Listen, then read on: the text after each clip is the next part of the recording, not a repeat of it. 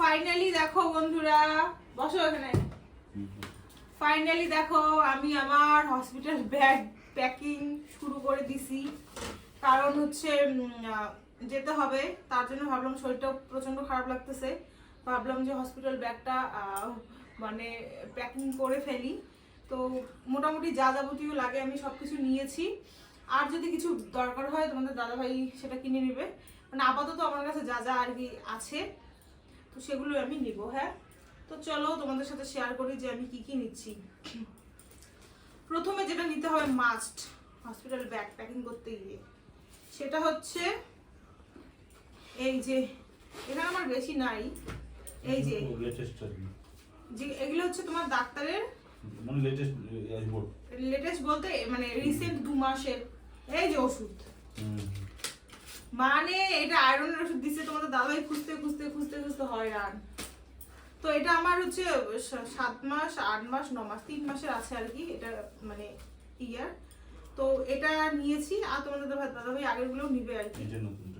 হ্যাঁ, তো আমি হচ্ছে তোমাদের আমার বেবির হার্টবিট আর কি প্রথম থেকে লাস্ট অবধি কত কত ছিল সেটা তোমরা যদি জানতে চাও কমেন্ট করবে। বেবিটা হয়ে যাক, মেয়ে হয় না ছেলে হয় সেই হিসেবে, মানে সেই ইয়ে করে তোমাদের আমি একদম প্রুফ সহকারে দেখিয়ে দিব যে কিরকম হার্টবিট আসলে কি হয় না হয়, এটা আর কি। দাও। তো আপাতত হচ্ছে এই যে প্রথমে তো এটা নিতেই হবে এগুলো।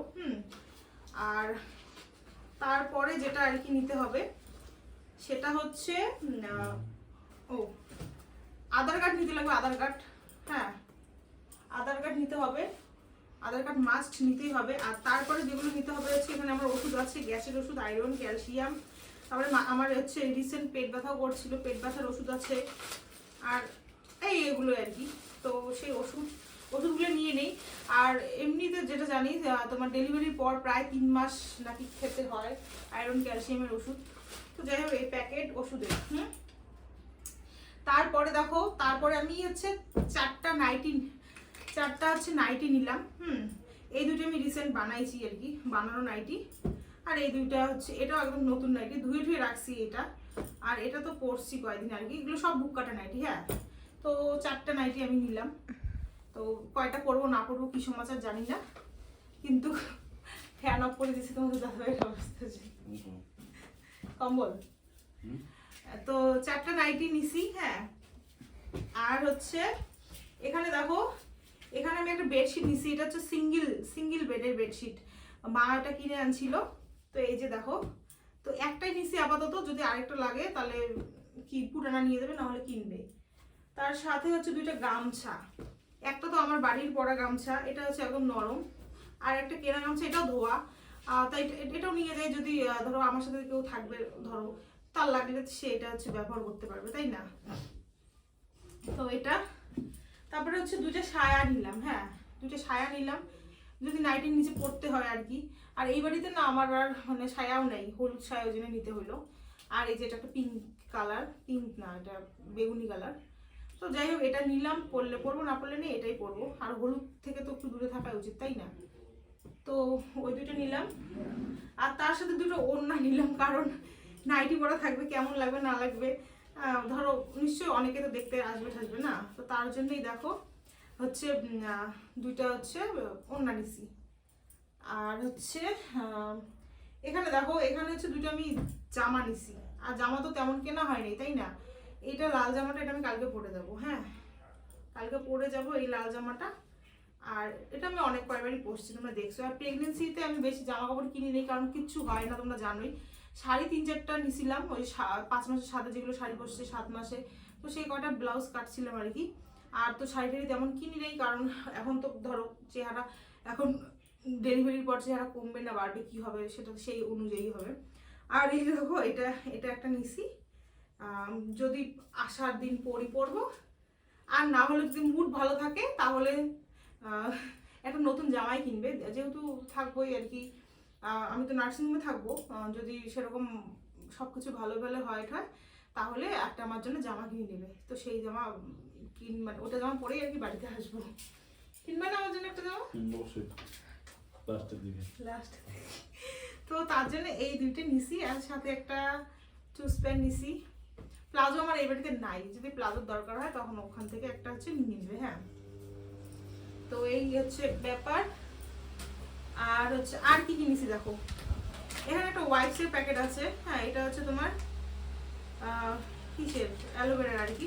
এটা তোমাদের দাদাভাই নিয়ে আসলো। হ্যাঁ, আমাদের এখানে অত ভালো পাওয়া যায় না, তো আমি বললাম যে একটা নিয়ে আসো। তো আমাদের কিন্তু বেবি হওয়ার আগে কিন্তু কিচ্ছু কেনা বারণ, মানে কোনো কিছু কেনা নেই। হ্যাঁ, তো সেই জন্যই হচ্ছে এই ওয়াইপসের মানে একটা, এটা আমারও দরকার হবে, বাচ্চা হলেও দরকার হবে আর কি। তো যাই হোক, এরকম একটা ওয়াইপসের প্যাকেট। একটা হচ্ছে ডেটল নেওয়া হয়েছে, একটা ডেটল, একটা 10 টাকা দিয়ে একটা সার্ফের প্যাকেটও নেওয়া হয়েছে, মানে এগুলো নেওয়া আর কি। আর একটা সাবান, একটা ডেটল সাবান নেওয়া হয়েছে। তারপরে একটা এই যে কলগেট নেওয়া হয়েছে, আর একটা ব্রাশ নেওয়া হয়েছে। আর একটা নেওয়া হয়েছে হচ্ছে এটা কিসের, স্যাভলনের একটা হ্যান্ড ওয়াশ। হ্যাঁ, এটা হচ্ছে তোমাদের দাদাভাই নিয়ে আসলো। তো এগুলো নেওয়া হয়েছে। আর এখানে দেখো আমার মেকআপের কি কি নিয়েছি। প্রথমে আমার যেটা দরকার সেটা হচ্ছে আমার এখন ভুরু নাই, ভুরু।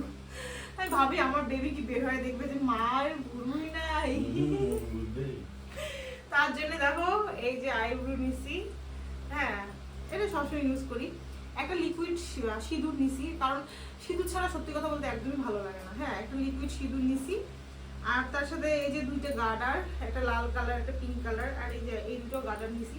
বড় বড় চুল তো বাঁধতেই হবে তাই না, তো ওই জন্য চারটা গার্ডার নিছি।